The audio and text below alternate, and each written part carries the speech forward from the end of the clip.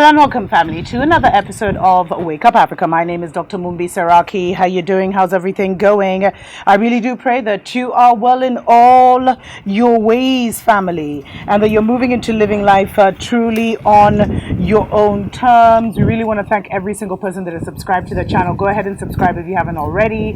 Thanks to everyone that comments, that likes, that shares, and special shout out to our Patreon family. If you'd like to, if you like the content on this channel and you'd like to support us, definitely consider joining us on Patreon, where we do have much more exclusive information, but those are definitely stories for other days. Family, we're witnessing a great shift in the psyche of our people here on the motherland, and it's absolutely such a beautiful sight to behold. And the reason I say that is because the whole world has been totally obsessed for the last few days, especially if you're on mainstream media, with everything that's happening with the Queen's Jubilee celebration. There's so much I could say about that, from the purple that they used to use, etc., etc. And she actually has not even been able to attend a lot of those events, and there's a lot going there. It definitely does feel like her final kind of lap around. But one thing that's been very interesting is the fact that Africans, especially former British colonies, have largely ignored this event. And that is so significant, family, because it points at how, Mama Africa is really moving from that brainwashing, is really moving from that, colonial mentality and into their own kind of narrative. We've left that narrative.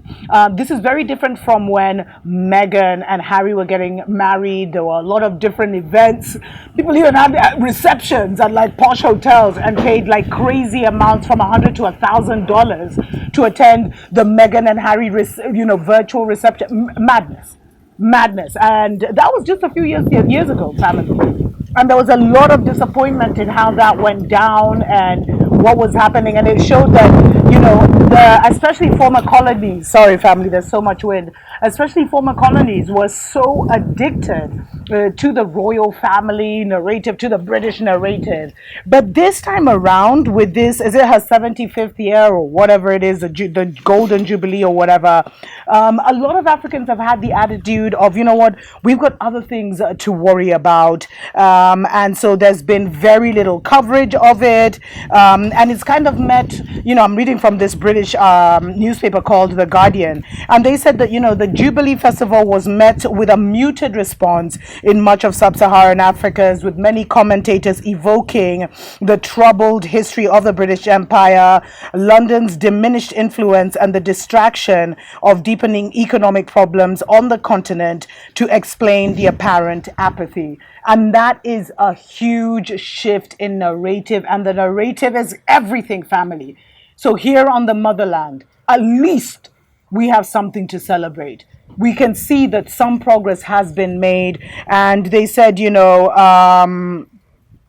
so they, because Buckingham Palace even mentioned, listed 18 official beacons, which were lit in commemoration across the African continent, and the Seychelles president described the Queen as a remarkable global personality, blah, blah, blah. But on the ground, people were more concerned with what's happening with Russia and Ukraine. People were more concerned with growing fuel prices. And whenever the name of Britain came up, people want to know, when are they getting compensated? When are they getting, their reparations? When is British going to pay for the crimes against humanity? Family, this is huge. For our people, oh my God, that shows that something has shifted. Something has, broken in the atmosphere, family. And this article goes to say how, this article just went on to say how different countries were totally unbothered. The ones that they had accepted, like in South Africa, where 3 beacons were lit for the Queen, even those who had keenly followed the celebrations admitted that there was a limited interest among most of the population. Some Muzungu said, I'm watching everything I can. She's such a lovely lady. But to English-speaking South Africans, it's a hankering after the past, the colonial colonial era and all of that. It's romantic, but it no longer represents the people. But generally, she doesn't mean a lot to most people here. Oh, that's music to my ears, family. She doesn't mean a lot to most people here.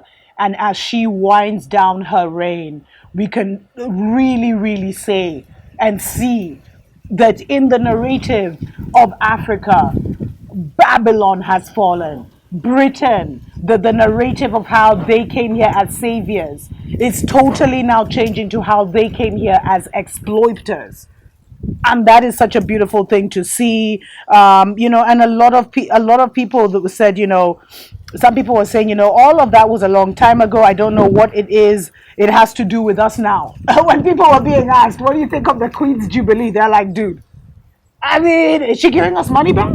Is she going to pay our reparations? Did they apologize officially? Because that's all we want. And we can see, because you see, they were trying to garner support, especially with the Caribbean tour, where we saw, William and his wife getting totally obliterated with negative publicity. Then the Queen tried again, or her inner circle, her handlers, whatever, by sending Sophia and her youngest son, Edward, same response. And it was very clear that the charm offensive that they had tried to do to kind of garner this global celebration failed miserably. And the only thing this is being celebrated is in the divided kingdom. In Kenya, another former British colony, guys were like, from the start, the Queen's reign would be indelibly stained by the brutality of the empire she presided over and that accompanied its demise. That's what a Kenyan cartoonist and commentator said. In fact, marking the anniversary, there was even a Kenyan woman who sued the Queen and Britain for the crimes that were committed on her during the Mau Mau rebellion. And so, family, I'm happy to report that we have, turned a new face. And actually, I know this guy, Patrick Gadara. Okay.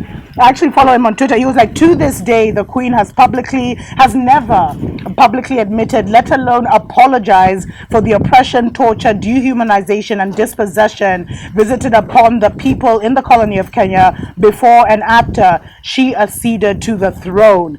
And, the irony of it is, family, the irony of it is that the win for Kenya, for all the former British colonies here on the African continent, is that the narrative of the Queen, the narrative of the quote-unquote royal family, the narrative of how, the British Empire came to Africa for good and not for total wickedness and evil has collapsed. That narrative is now over, family.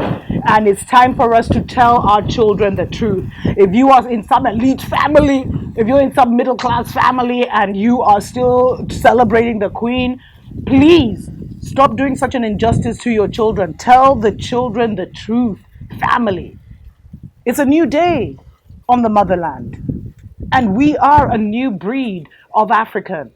And the greatest thing that's happened with this information age, with them trying to collapse all narratives into one narrative, is so much truth has been absorbed that it has kind of canceled out the hundreds of years of brainwashing and indoctrination that they tried to do to our people. Because as I always say, family, over 75% of the motherland is under 35. So if you are above 35, you are literally the elders of tomorrow. But with that under 35, there's so much information that they have. They don't have that colonial mentality complex. They don't have that inferiority complex. They've grown up where things are being exposed. And so finally, as the Queen marks her 75th Jubilee, whatever, we can finally say that at least the mental shackles of colonialism are coming to an end on the motherland. Let me know what you think in the comments below. Until next time, tuko pamoja.